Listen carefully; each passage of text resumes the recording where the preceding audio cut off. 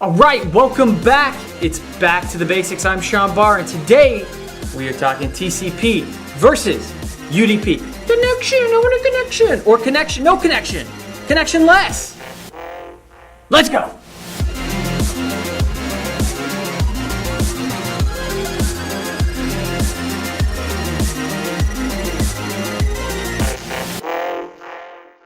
All right, welcome back. We are talking TCP versus UDP. TCP and UDP both operate at layer 4 of the OSI model. Now, the main difference between TCP and UDP is TCP is a connection-oriented protocol, and UDP is a connection-less oriented protocol. Okay, so why the two differences? Well, TCP is good if you're sending data. Actually, it's not good, it's great if you're sending data because it makes sure that the data gets from one host to the other host, and if it doesn't make it there, but due to packet loss or data loss, it's gonna retransmit that data. So you're gonna get a complete package of whatever data you're sending across the wire. UDP, on the other hand, is great in a way that it's low overhead on the network, meaning there's not a lot of, did you get it? Yes, I did. Did you get it? Yes, I did. That's the SYNAC acknowledgements that TCP uses. So with UDP, it's just gonna send the data.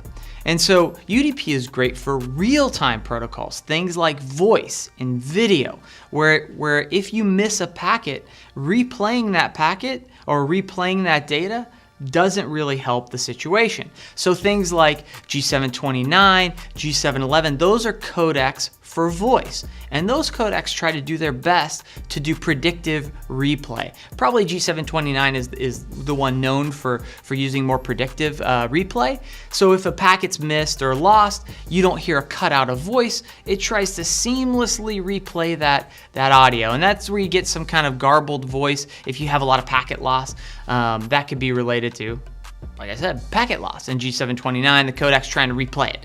I digress. So TCP, what does it do? Well, it uses a SYN, then a SYNAC, then a SYN to establish a connection. Once the connection's established, it starts sending data. And it uses sequence numbers to track that data to make sure, did you get the packet? Yes, I did. Did you get more? Do you want more? And it uses a combination of sequence numbers and windowing to make sure how much data do I send while I'm sending this data across the wire.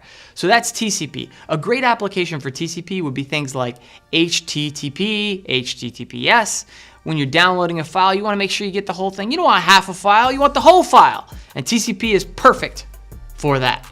Okay, so UDP, connectionless. We talked a little bit about that. It's designed to be low overhead, fast, low latency. That's the goal for UDP. So we covered it. To wrap up, layer 4 of the OSI model is where TCP and UDP operate. TCP is a connection-oriented protocol. We need a relationship to form a TCP connection. UDP requires no relationship. We're just sending data.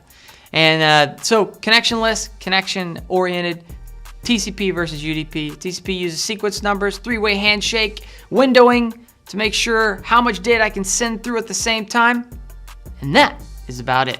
If there's anything that I said in this video that you want to know more about, maybe it's G729. Maybe we'll do a video about that. Leave a comment, make sure you like, subscribe, and we will see you on the next Back to the Basics. See you later.